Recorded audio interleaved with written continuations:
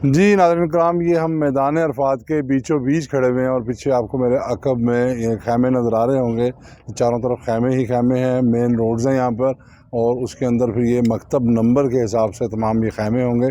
बड़े बड़े खैमे हैं ये, मिना के नस्बत अरफात में बड़े खैमे मौजूद हैं। और आपको बताते चलें, अभी यहाँ पर मैं ट्रेन देखने की कोशिश कर रहा था, लेकिन बड़ा दूर है इसका स्टेशन, तो मुझे अभी यहाँ से नज़र नहीं आ रहा। किसी हाइट वाले मुकाम पहुँचूँगा तो नज़र आएगा। आपको बता दूं कि मैदान अरफात एक बड़ा मैदान है जहाँ पर 35 लाख हुज्जाज कराम एक वक्त में समो जाते हैं। और इसलिए आपको ये गुजारिश है कि जहाँ पर आपका खैमा हो, जहाँ पे आपकी बस या ट्रेन आपको लेके आए, आप वहीं पे अपने खैमे में क़याम करें। मस्जिद निमरा इसके एक साइड पर है, यानी जो हरम की जानब जहाँ से मैदान अरफात शुरू होता है, तो वहाँ पर मस्जिद निमरा है। इसी तरीके से अगर आपका किबला रुख आपका मुँह हो तो राइट साइड पे जबल रहमा है, यहाँ पर जो एक और तारीख़ी और मजहबी अहमियत की हामिल जगह है।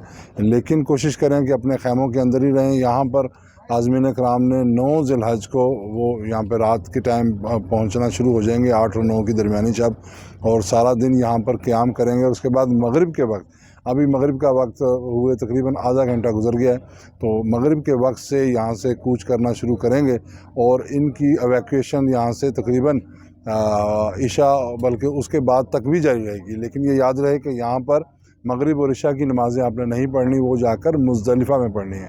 तो जिस तरीके से यहाँ पर पहुँचेंगे बसों के ज़रिए या ट्रेन के ज़रिए, इसी तरीके से वापसी भी होगी। मकातिब आपकी बसों का अरेंजमेंट करेंगे या आपको ट्रेन स्टेशन की तरफ रहनुमाई करेंगे, तो अपने ट्रेन स्टेशन से या बस के ज़रिए आप मुज़दलिफ़ा पहुँचेंगे।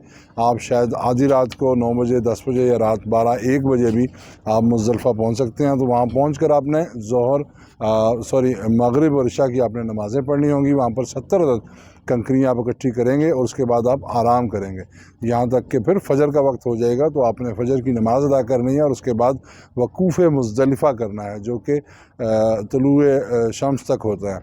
उसके बाद आपने मिना की तरफ रवाना होना है। वकूफ़ अरफा ये रुकन आज़म है, 9 ज़िलहज को ये रुकन आज़म है, और इसके बग़ैर हज नहीं होगा। और जो बंदा यहाँ पर 9 ज़िलहज के दिन हज की नीयत से एहराम ज़ेब-ए-तन करके यहाँ पर पहुँच गया, उसका इंशाअल्लाह हज अदा हो जाएगा। यहाँ पर पहुँच के आपने ज़ोहर और असर की नमाज़ें अदा करनी है, और उसके बाद आपने मगरिब तक यहाँ पर वकूफ़ करना है। और इस यहाँ पर आपकी इबादत सिर्फ़ तस्बीहात और दुआएँ होंगी। और यहाँ पर आपने जब दुआएँ करें तो मुल्क पाकिस्तान को भी अपनी दुआओं में, मुस्लिम उम्मा को भी अपनी दुआओं में याद रखें।